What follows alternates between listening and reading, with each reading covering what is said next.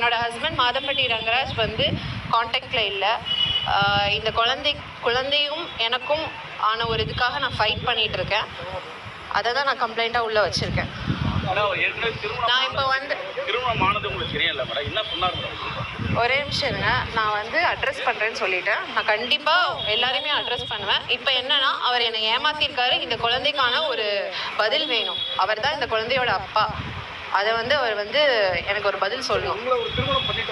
ஆமாம் ஆமாம், ஆல்ரெடி பண்ணியாச்சு. It's been years. நாங்கள் 2 பேரும் கல்யாணம் ஆகி இயர்ஸ் ஆகுது. ஸோ அப்பார்ட்மெண்ட்டில் ஒன்றா வாழ்ந்துட்டு இருக்கோம். அது எல்லாருக்குமே தெரியும். ஒரு நிமிஷம், எனக்கு தெரியாதுங்க. அதெல்லாம் நான் வந்து அட்ரஸ் பண்ணுறேன். ஜுடிஷியல் செப்பரேஷனில் இருக்காருன்னு சொன்னாருங்க. ஃபர்ஸ்ட் ஒய்ஃபோட ஜுடிஷியல் செப்பரேஷனில் இருக்கிறேன்னு சொன்னார். ஸோ அவரை நம்பி தான் நான் வந்து இந்த கல்யாணத்தை பண்ணினேன். ஆமாம், கல்யாணத்தை பண்ணியிருக்கேன்.